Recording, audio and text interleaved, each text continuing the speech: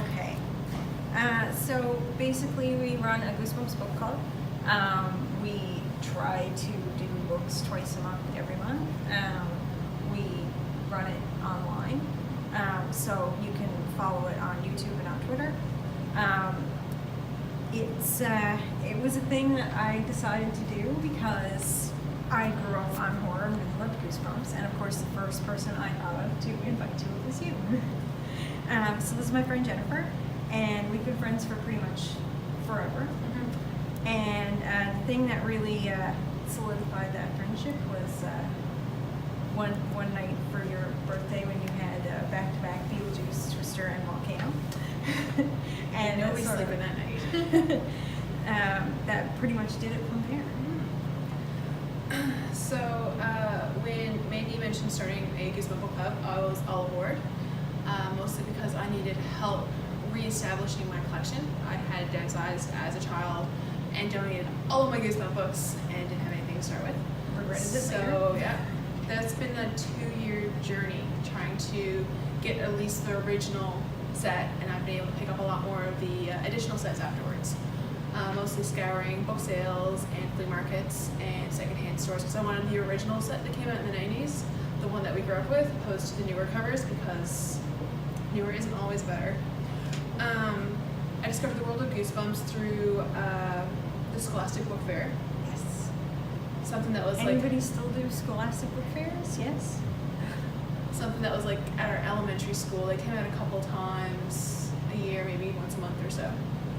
And little did I know that would start my journey into the horror world. So that was like my entry book, which was nice. As I said, I don't have anything from my original collection. So Mandy has been my partner in crime and my husband there in reestablishing my collection, which has been going quite well. There's, I think, 11 books that we're both missing from this set. Yeah, about 11 books from the original run that we both, different ones, but both 11 in number. Yeah. So to get an idea of where everybody came in on the Goosebumps, do you have any new starters, or are you guys here from kind of the beginning of it? So like, did you come in from the movies, or did you come in from the show, or the books? I definitely grew up with books. I did books, but movie and TV show. Yeah, That's that's awesome. awesome. My mother raised me on anything that was horror. Awesome. Goosebumps, literally Jigsaw. That was my childhood version of Barney. So We're gonna have them growing up like that. Have you seen the movies? You know, I haven't seen the movies yet. I promised to get to it. So this is canceled now? Okay, just kidding. So Mandy's gonna bring us in a little bit about the author. Yeah, so we thought we'd do this session basically as if people had never heard of Goosebumps books before, but if you did, then maybe you'd learn some like new information about R.L. Stine's different inspirations and why he did some of the things he did for his books. So we're going to start with the author, and Robert Lawrence Stine, also known as Jovial Bob Stine, was born October 8th, 1943. He's a novelist, short story writer, television producer, screenwriter, and executive editor. He got his start in college as an editor and also writer for The Sundial, which was his campus satirical magazine. His big break came in 1967, working for Scholastic, writing some of their magazines. This led to writing larger humor and joke books for them. While he was at Scholastic, he launched his own humor magazine, Bananas, that initially featured a then unknown, but later would become very well-known Mad Magazine artist, Sam Viviano. And he's actually responsible for establishing basically the style of Mad Magazine. After Bananas, he was the lead writer for the kids show Eureka's Castle. I've got some pictures coming up for that, where he modeled the character Batty after his son. When his son was very little, he would yell, I meant to do that after any accidents or falls. I don't know if anybody here would remember Eureka's Castle from the 90s, but if you do, that was like Batty's signature thing to say. In 1986 was when he wrote his first scary story called Blind Date. With the success of this and a couple of other scary novels that followed, came an offer in 1989 to write for a teen audience. This was the start of the series Fear Street. With the popularity of Fear Street, and he cites this as the first time that he really started getting any fan mail, he was approached by Pocket Books and Parachute Press, which is his wife's publishing company, to write for an even younger audience. Goosebumps was launched in 1992. So Goosebumps blends perfectly his start as a humor columnist, satirist, and children's show writer with his love for scary stories. He grew up loving horror and names both Vault of Horror and Tales from the Crypt comics as some of his earliest influences. And the Tales from the Crypt. yeah, so on a personal note, this was like super interesting for me to learn because we both grew up on the cartoon series Tale from the Crypt Keeper, and airing at the same time was also the live action one late Right. night. So it was really cool to sort of have that little connection. He and his brother Bill were also always taking in old black and white horror films together. These early influences are clearly reflected in his work.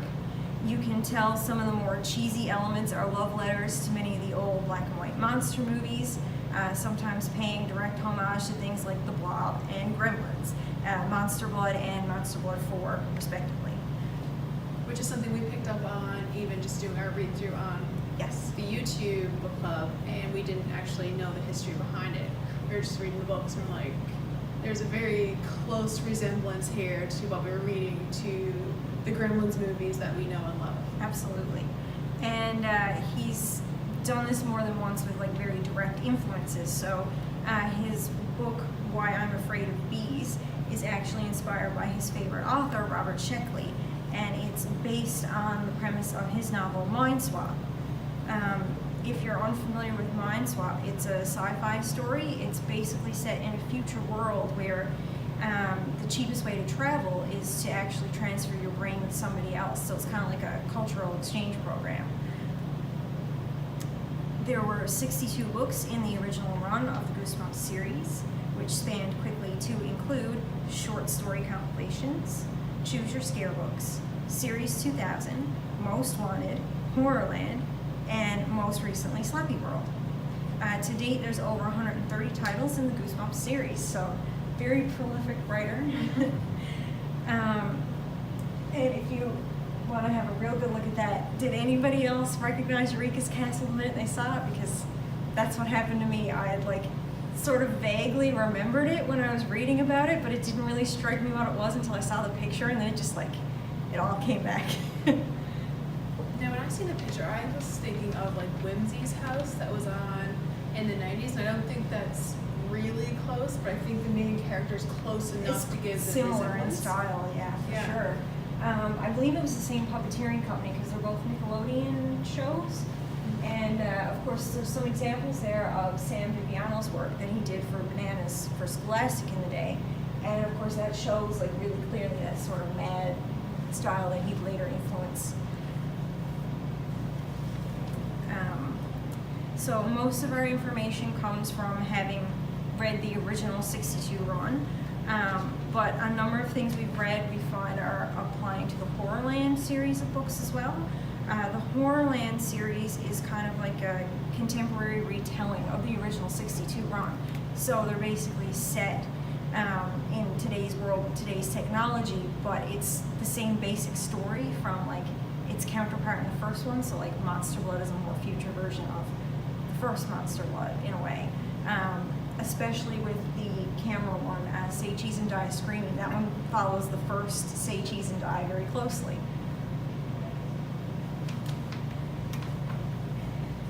So for the story structure, there's a few key things that make a Goosebumps book distinctly a Goosebumps book. There's TV-style transitions taking you between different parts of the story, so vividly described you can practically see how that transition would take place on film. The signature Goosebumps cliffhanger endings, these occur throughout the books because he loves surprises so much, and this part's a direct quote. He thought, why not put one at the end of every chapter? Which he did do, if not at the end of every chapter, at least at the end of every other chapter.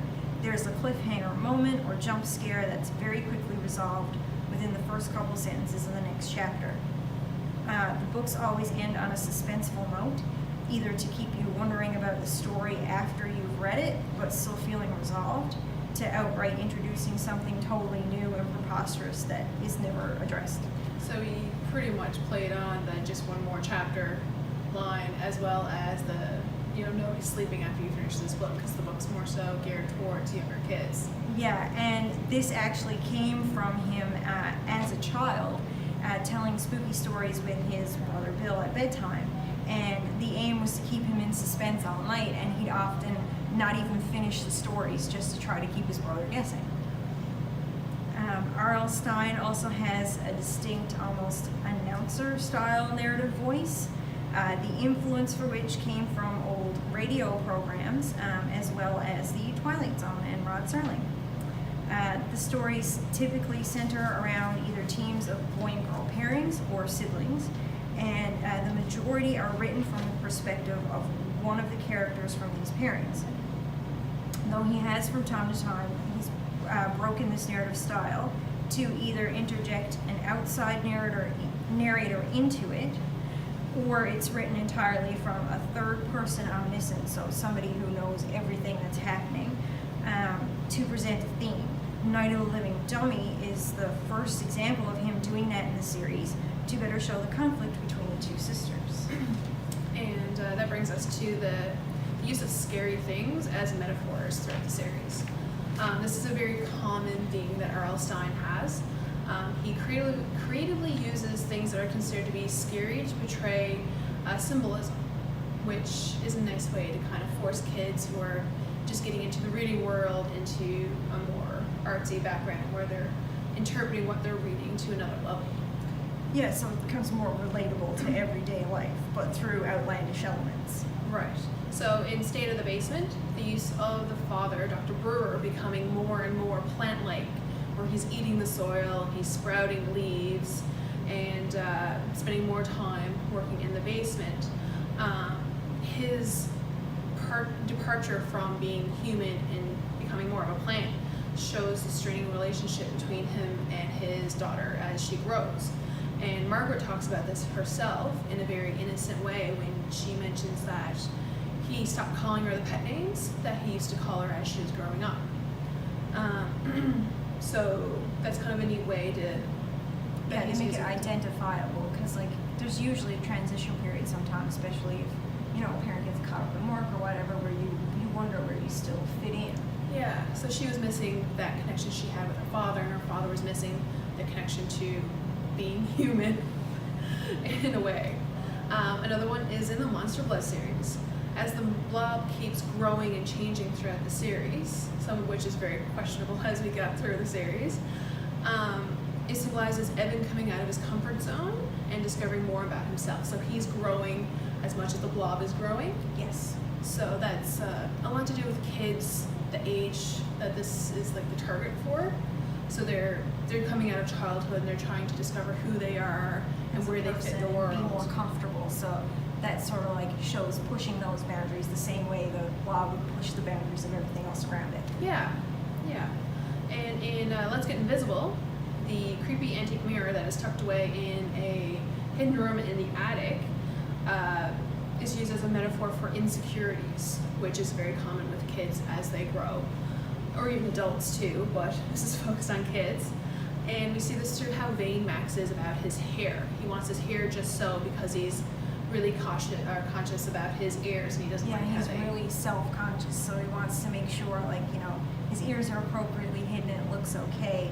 And he has to do battle later with a shadow version of himself from inside the mirror, and he's the first one of his group of friends to actually win that battle and be the one who comes out of the mirror instead. So that's really a metaphor for learning to accept yourself and be this is the true version of me. So it's important lessons that are hidden amongst the comic satire and the horror elements and the suspense. As well as something that we noticed too is R.L. Stine likes to use the changing weather patterns. This is really common in movies and TVs. So the story usually starts out on a beautiful, clear day, the sun is shining, everything's happy-go-lucky, and they usually discover the scary thing that's going to play a major role in the book at this time. And as that thing starts to evolve, or the interest starts to be more so dominant on that thing and they can't break their focus, that's when R.L. Stine has the weather changing. It gets clouded over, it starts to rain, the shadows are playing more of a part. It sets the scene for the reader that something's happening and something's changing. Yeah, and sometimes too it'll represent the general mood. So like sometimes a character will start off in a good mood and the day looks great and everything's sunny, and then as their mood changes, as well as the circumstances, so does the weather. Which is really neat. In our Goosebumps book club on YouTube, we like to play with plot holes. Yeah, so this is something that was really fun, that if you've read the Choose Your Own Adventure books that he does, he's very self-aware as a writer, and even he will poke fun at the plot holes and conveniences and different things that wouldn't really add up, but he expects you to go along with. And if you read the Choose Your Scare ones especially, it becomes really obvious that he really likes to have fun with himself and how he set these premises up. So some of the stuff is stuff that you wouldn't notice as a child reading through because you're just so absorbed in this story and what's being told to you, and you're taking everything for face value. But being an adult reading the series, you have more to take from, as in your experiences and other forms of media that you've taken in, and you're reading things and you're going, I'm not so sure. This would happen like this? Yeah. So question everything is really, really fun. This usually sends us on an endless rant, which is a little bit hilarious from time to time. The example that I use here is The Curse of the Mummy and the Return of the Mummy. The summoner that Gabe has, this is something that he bought at a flea market. It's described as a hand wrapped in bandages, and it's something that he takes with him. He puts in his pocket, he rubs it when he's nervous or when he needs to like calm down. And if you've ever been a child where, you know, people have been, or you have children at home, you know things that are put in the pockets are ran through the washing machine. So this summoner becomes this very important aspect in this series because it's used to control the dead. It's determined that this is An actual mummy hand, which Yeah. is weird, right? so that if this is an actual mummy hand, how is it not deteriorating? How is it not being destroyed by this child who carries it everywhere and is constantly rubbing it, like, and the size of it too, like, it's just not described as a normal hand. Like, they say the Egyptians are small, but they wouldn't be small enough for a keychain hand. Like, they talk about it as if it's something that's plastic or rubber that you get through like a dollar machine with like one of those little crank things. Yeah, one of the gash pump machines where it comes out in a little capsule. Yeah, but like it never gets weathered. It never seems to be in worse shape than what it was when he got it. It also never explains how it actually works. It's No. just like, no, suddenly magic. And they'll start to give examples of different things of like the hand is doing that never plays into anything. And it's, And Strange. Gabe's uncle too is a famed Egyptian archaeologist who's had his face in famous magazines. And once he discovers that Gabe has this hand, he has a little bit of curious interest in it, but doesn't go farther than that. It's not, a child should not have something that can control the dead. It's not, we should research this and see what it could do. yeah, I just found out magic is real. Let's lock it up and figure it out. There's none of this, this should be preserved and, you know, handled with the cotton gloves so it doesn't deteriorate. It's just, you have something that's cool, you keep rubbing that thing between your fingers so you can stay calm, and it's not gonna get weathered or anything. It blows my mind. It doesn't make sense of somebody who has that much respect in the field and that much education not to be like, this is a serious matter and probably shouldn't be in the hands of a 12-year-old.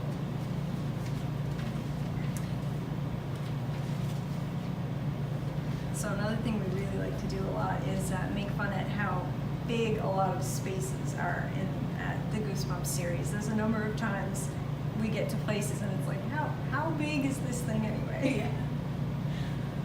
Absolutely. So like the first book, Welcome to Deadhouse. Dark Falls is a huge, it's a tiny town with a huge cemetery. So think like an outport here with just like a massive cemetery for people that live there, I guess what is a mining or fishing community. So this thriving town wouldn't have that big of a cemetery to include an amphitheater.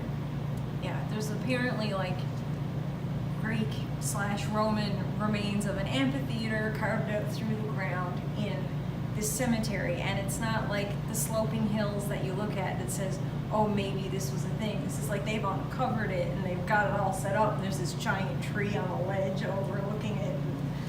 Like amphitheaters are something that you'd see in a park or an entertainment place of a larger community, somewhere where people can gather and take in concerts and plays and these big organized events. So having an amphitheater, like something that's described as an amphitheater in the cemetery of a tiny town, it's like putting a round ball in a Everything square hole. happened in that cemetery. Like everything happened in that cemetery. Yeah, and it's just it doesn't fit with the town, I don't think. But also, if the cemetery was large enough to acquire having an amphitheater, you'd think, okay, so were the funerals so massive in attendance that they had to have this? They warranted it. Yeah. Or was it needed to the point where so many people were dying and they just didn't have the facilities to kind of accommodate everything, so they did like group ceremonies. But also they don't talk about the streets around the house. Like if there was that many people living in the town, wouldn't there be street upon street of empty houses? Yeah, but there's just like a couple of streets, a small school. It's like a super, super tiny like community. And there's enough people Where's it around. tiny? If the graveyard was that big, there's so many people dead. No one lived Well, there. where's all the empty houses? There's barely anybody left to hold a shovel. They destroyed the empty houses. Yeah. But it doesn't go into any of Other that. people died. Right, yeah. But it doesn't go into that in the book. So we're just kind of left wondering How big is the cemetery? Yeah. Also, in the state of the basement. The setting is in California. So I got on Google and let Google teach me about California basements. They're not common. And they're not common in California because of the amount of earthquakes that they have. But yet, this house in California had a basement that was so large. There was like a locker shelf area for everyday household items. There was like a gaming foosball table. And what else was there? There was like a full set of storage. And Yeah. then the other side was like a giant lab With for his huge father to plants. experiment with very giant tropical plants. And a huge locker that they put a couple of people in. So the demographic for California says basements aren't really a thing. And the book is like, If it is, it's like a shallow crawl space. yeah. And this is a basement that's so large that you can get lost in amongst the plants. So how big is the basement? And then the last one I have as an example is The Mummy. We had a lot of fun with this one. The coffin or sarcophagus that Gabe and Sari are put into by Ahmad when he's about to put them into the tar pit and create new mummies for that room is so large, as described, that two 12-year-olds can sit, stand up, and almost lie down in this. And Uncle Ben can also crawl in through the back door, so a full adult male, get the kids, turn around inside, and everybody exit through this door. Like, I understand that the sarcophagus is large to the point where it can hold a human. But probably not three at once like No. that. And for them to be able to stand and sit and kind of move around. But I mean, that's it. That's the premise you're given. You gotta run with it. Yeah. That's magic. Right. Magic. Probably the same magic that keeps that hand from wearing. So, like I said, we run this club at least twice Twice a a month. month. We will announce which book it is. We go over the books in a full discussion, and then we invite people to try to participate as much as they want. We love getting interaction from other people online. We use the hashtag on Twitter, GBC Ghosts Next Door. And the next book we're doing is Who's Your Mummy, which has another really big, how big is this anyway, because this very rich man has this mansion that is just the most ginormous, and like all rich people, has a full bat cave in it, because why not? And that's not the only thing that it has in the basement. It has a temple. Yeah, it has a recreated Egyptian temple inside, in the basement, just because. Yep. But yeah, so that's the next book we're doing, and then after that we are starting the Night of the Living Dummy series. I cannot wait for the series. I know, I'm so excited. It's funny. He's such a main character. So now we want to ask you guys some questions, and also take some questions if you guys had any. We want to know things like, what's your favorite Goosebumps book? Did you watch the show? Do you have favorite moments from the show? Anybody? I watched the show. Do you have any favorite moments or episodes? I can't really remember. It's been a while since I watched it, but I think it was the first one where the girl used to joke to her little brother about monsters all around the garden and stuff. And then Oh, the librarian. Yes, and he like eats the bugs and she catches him in action. Yeah, it's a really cheesy good one. I like that one. And the camp one, where he goes to camp and he thinks it's a regular camp, but all these weird things happen. And at the end, it turns out that Plot twist, they're aliens. Is that the Yeah. one where they're writing the letters and they go into like the hut and it has like all the letters that are never sent? Yeah, that one. Oh yeah, that was good. That was Welcome to Camp Nightmare, I Yeah. think. Yeah. Yeah, no, that's a classic. Oh yes. The first season of that is on Netflix now, actually. I think there's a second season too. Is the second season out now as well? Goosebumps is actually made like in conjunction with a lot of Canadian actors, and the first season was filmed entirely in Canada, so that's kind of a cool thing. You had a question? Do you know that there are actually Goosebumps trading cards? Yes. They're really old though, right? Like from way back when. There were also packs of Goosebumps stickers that came with different bookmarks on the back of them, the Sandyline ones, and depending on which one you got, you get different ones, and they were made to like color in yourself, but they were like collectible. There was one guy here last year, it was the first time I ever saw him, he was selling those Goosebumps. Oh, was he? cards. Oh, that's cool. We have like 20 or 30 packs, it was the first time I'd ever seen them. I mean, I don't actually own any of those trading cards, but like I did see them growing up. What it is a picture of something from the book. It's either the cover of the book or it's a picture of the symbol that's in the book. There were ones for the TV show too, I believe. They used to come with a sticker in the pack. Yep. And then on the back it's a description of what happened and then a question on the bottom. That's really cool. Yeah, I didn't know that. What I've been looking for is the holographic necklace. I used to have one out of the Scholastic book order, and I remember exactly where I kept it as a child, and I know when I donated it because I was gutting out everything, and I still have mine, and I can tell you which ones they were. and I can't The find necklace is the mummy from the cover of the Mummy book before. No, mine was a monster inside. Was it? Because the other one, the little like pin, there's like a little holographic pin you could get as well that had like a little G Goosebumps logo dangle from the bottom, and like the holographic image when you moved it was 3D of the Abominable Snowman from Pasadena. Okay, no, mine was some sort of monster. I can't even tell you exactly what it looked like, but it was like a big, like, has present monster. So, like, you see one end of it and it's completely blacked out, and you turn it and it's just like this big creature in it. Nice. Yeah. Did any of you guys ever play any of the like board games or video games for Goosebumps at all? No? I feel like I played the board game, but it's just Yeah, very- there were a couple of different board games. There was the video game we got stuck on, Escape from Horrorland. It was like a point-and-click puzzle adventure, and we were up the entire night trying to solve this one puzzle and got stuck on it. It did not work out. No. What system was this on? This was on Windows 98, so it was a little bit behind at the time, because by the time the Horrorland game came out, I think it was already into like Windows 2000. But Yeah. Now the Wii version of that Yeah, there's a newer Wii version of it. I did not know that. You didn't know that? I There's, I didn't. think there's a DS version of it too, isn't there? Huh, I gotta get with that.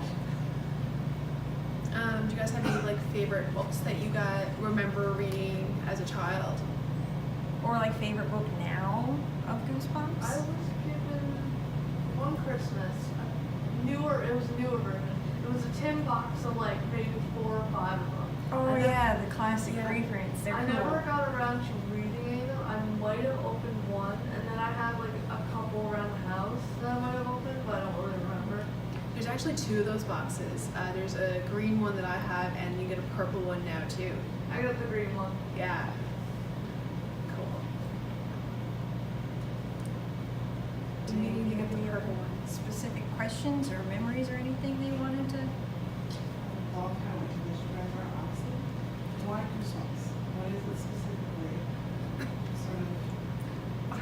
I think Reminiscing of the childhood, I think. Yeah, but also because That's like like- I grew up reading and I read everything, but like a lot of it was like horror and murder mysteries and like I don't know how well you remember stuff like the Babysitters Club. They had an imprint that I used to read in particular. It was the Babysitters Club Mysteries. It was not as well loved as the Babysitter Club one, but I liked it a lot better. And like anything that had like murder and mayhem, I just really loved. And like something about Goosebumps really sparked the love of reading. I think it's partly because you can tell how much fun R.L. Stine has writing it, and it's not necessarily about being perfect or exact. It's about having fun with it and, you know, getting across a really neat message. So that always really resonated. I always loved Goosebumps so much, and it's interesting because in the beginning when you were talking about Fear Street from first, I remember transitioning from Goosebumps to Fear Street because that came next in my novel. Yeah.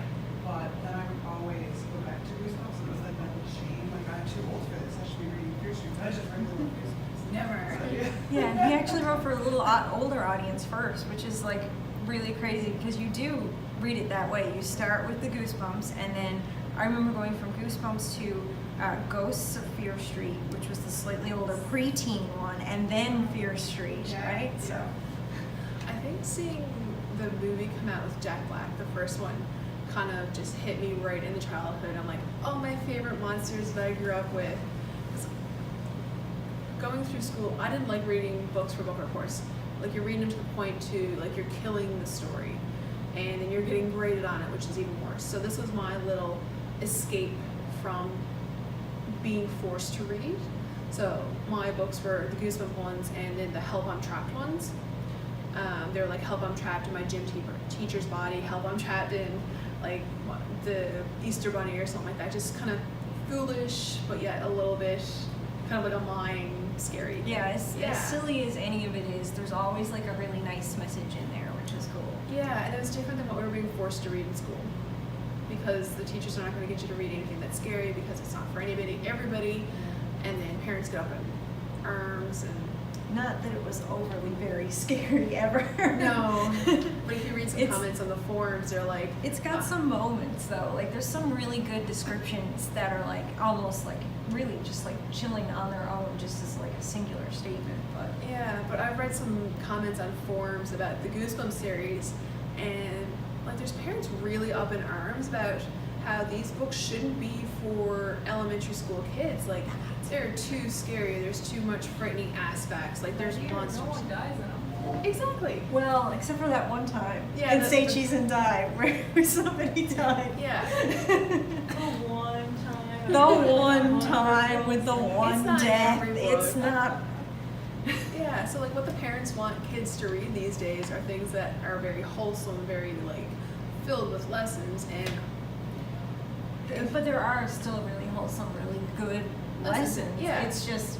a different aspect on Yeah, how and to portray that lesson. People don't tend to think about that in horror, but most of what horror is using the scary things as metaphor for real life scary things. Like that's the point of horror, and it's very cathartic because it helps you deal with those things through watching a fantastical version of it. Right, and also teaches kids too that, you know, monsters in the sense of what is being portrayed in books and movies and TV shows aren't real. They usually explain away, so that helps them develop skills for later on when they go out in the world and maybe they're frightened by a sound or they come across something else, but they're able to explain it to themselves in their head and kind of walk away from it being okay. Or play pretend. Or Yeah, they have a better understanding of what it is.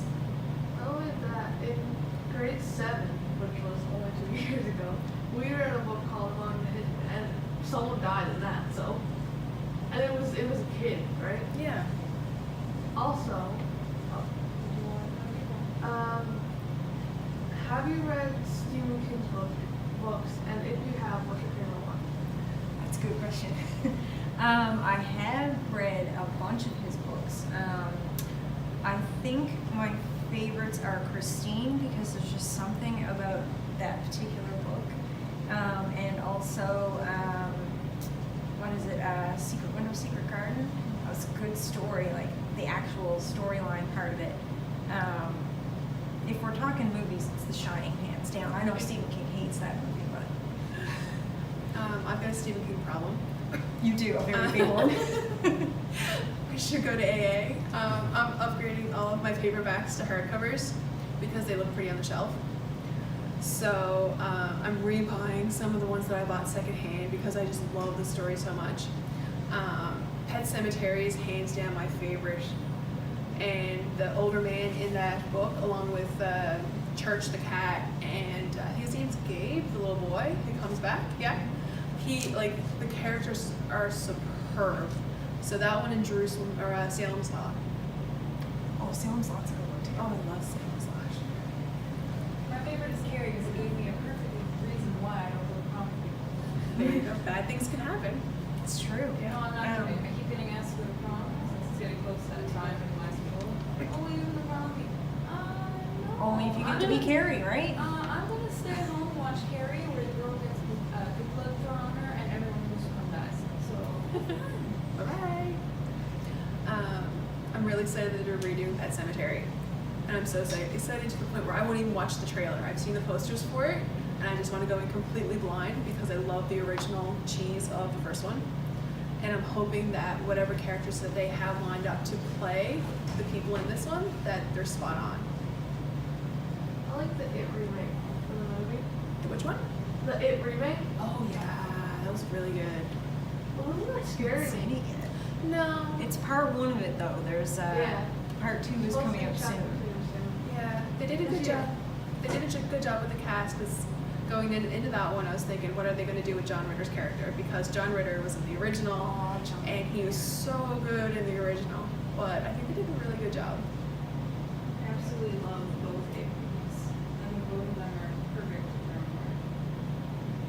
But I gotta say, my most favorite thing about the second in movie, or the new one, is when Pennywise just starts dancing. Tim Curry used to do weird things like that too, and he was doing Pennywise. Mm. So it's kind of neat to see, different, but a little bit of carryover.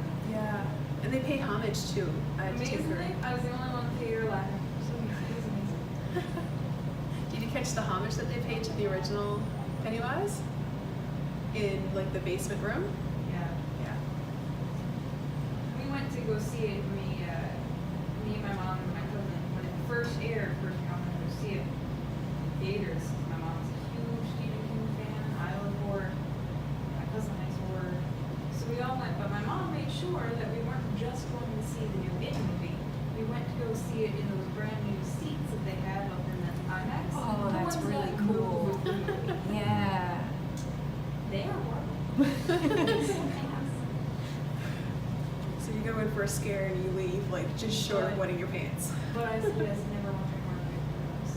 That was amazing. I can imagine some movies in those seats would be horrifying. It was terrible. In the beginning when Georgie is getting pulled into the sewer, the chair moves forward, the chair's getting pulled into.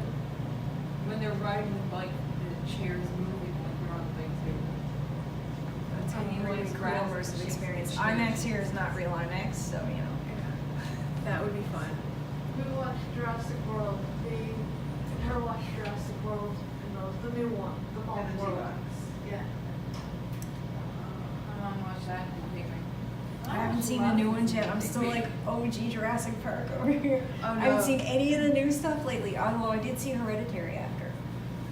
Yeah, That was fantastic. really good. Oh, It was really good. Didn't enjoy it. Really? I My no. gosh, I loved it. The story setup was so good. No, I sat there at the end of the movie and I'm like, what did I just sit there? Like it. Oh no, I love the setup and the way it like came together with the two like untrustworthy narratives and the way they like finally collided. Oh, it was very good. I liked it. How many people do you, in terms of interaction, is your whole club? So you said it's all online? Yep. So are there a lot of people involved, a lot of people engaged, or what? That's a really good question.